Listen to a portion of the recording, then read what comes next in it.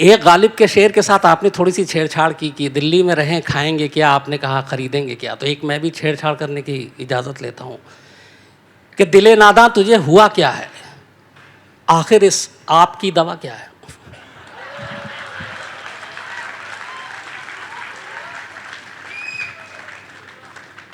दवा तो बहुत आसान है, आप लोग सब बैठे हैं और 2 साल में फिर से आपके सामने आप पेश होंगे। अब आपकी मर्जी है कि आप लोग आपका क्या करेंगे। कभी आपके सामने इस तरह से शेर के ज़रिए ये हालात को रखा किसी ने, और कभी आपने कुछ शायरी के ज़रिए जवाब दिए? हाँ, मैं अरविंद को बहुत शेर व शायरी से जवाब देता हूँ। ज़रा सुनाए कुछ। जी, ये अजय मेरे दोस्त यहाँ बैठे हैं और ये तो मुझे बहुत रोकते भी हैं कि साहब ये शेर व शायरी आप कर रहे हैं शायद समझ भी नहीं आएगी, लेकिन मैंने बहुत उनको लिखा है। भाई अजय, वो आप ही का एक फेवरेट शेर है, कौन सा है?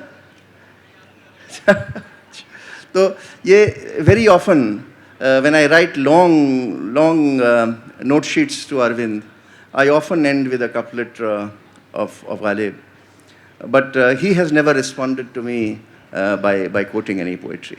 कुछ ऐसे शेर जो आपने लिखे हों, याद हों, केजरीवाल साहब को अगर आप सुनाना चाहें।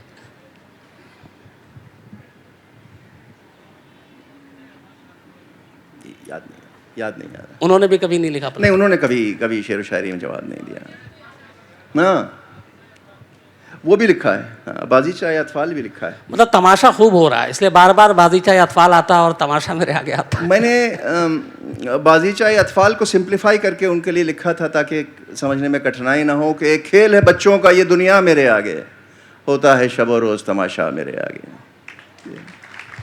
लेकिन कभी आपके अंदर के जो शायर है उसको कभी गुस्सा नहीं आता? ये जो रोज़ाना आता है, आपने कहा अखबार में कई चीज़ें बढ़ा चढ़ा के भी छपती हैं, लेकिन ऐसा नहीं कि तमाम चीज़ें यूँ ही छपती हैं, कुछ ना कुछ तो है जिसकी पर्दादारी है। नहीं, देखिए, ये कुछ अल्लाह ने मुझे डीएनए मेरा अलग बना दिया है कि इन चीज़ों से मुझे इरिटेशन नहीं होता। मैं तो अपने ऑफिस में इन लोगों को रोज़ समझाता हूँ कि ये एक ड्रामा हमारे सामने हो रहा है और इस ड्रामे की एक अपनी लॉजिकल एंड हो जाएगी। तो सीन 1, एक्ट 1, एक्ट 2, सीन 1 ये चल रहा है हमारे सामने और हम इस पूरे ड्रामे के किरदार निभा रहे हैं।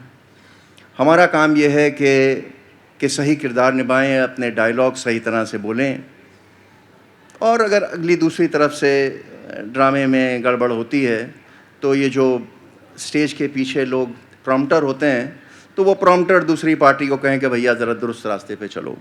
कोशिश ये है। लेकिन कुल मिलाकर अगर शायरी के ज़रिए ही जो बात करते हैं, सब कुछ समझा रहे हैं, दिल्ली में जो कुछ होता है जाहिर सी बात है उसको लेके एक अजीब सी वो बनी हुई कि आप लगभग आपने एक नाटक में वो किरदार भी निभाया था अकबर का, तो कहीं आप वाकई अकबर के ही रोल में तो नहीं है लगातार? देखो, ये जो काम हम करते हैं इसमें हंसी खेल नहीं है।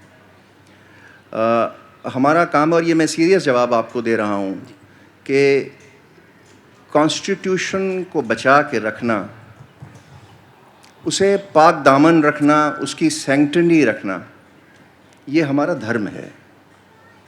और मुझे कानून या कॉन्स्टिट्यूशन कोई भी ये अधिकार नहीं देता कि मैं उस कॉन्स्टिट्यूशन का एक कॉमा का भी इंटरप्रिटेशन कर सकूं। अगर मुझ में हिम्मत होती या गुंजाइश होती तो मैं ज़रूर किसी से एडवाइस करता उनको कि चलो ठीक है भाई, तुम ये कह रहे हो, मैं कर देता हूँ। लेकिन चाहने के बावजूद भी अगर कॉन्स्टिट्यूशन का इंटरप्रिटेशन आप मुझसे चाहेंगे तो मैं नहीं करूँगा। मेरे सामने जो ब्लैक एंड वाइट में लिखा है वही दुरुस्त है और वही चलेगा। और यहाँ क्योंकि आपने इतने सवाल किए हैं, सच बात यह है कि ये मसला कोर्ट में भी चला और हाई कोर्ट ने भी ये कहा है कि जो इंटरप्रिटेशन हम लोग कर रहे हैं वही मुनासिब है, वही सही है। अगर आप उसको बदलना चाहते हैं तो उसमें कोई बुराई नहीं है, लेकिन वहाँ पर पार्लियामेंट में 282 283 सीटें लेके आ जाएं और उसको फिर बदलने का प्रयास कर लें। कॉन्स्टिट्यूशन बदला गया है, कई अमेंडमेंट हुए हैं।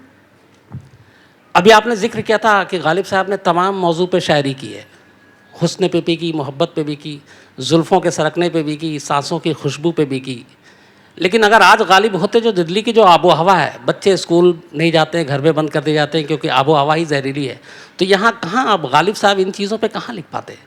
कभी स्कूल बंद, पॉल्यूशन की प्रॉब्लम, अभी आजकल लोग कतार में लगे हुए हैं एटीएम और बैंक के, ये अलग प्रॉब्लम। तो पूरी दिल्ली एक तरह से लगातार समस्या ही झेल रही। बस के हूँ गालिब असीरी में भी आतिश ज़ेर पा, मुँह आतिश दीदा है हल्का मेरी जंजीर का। बहुत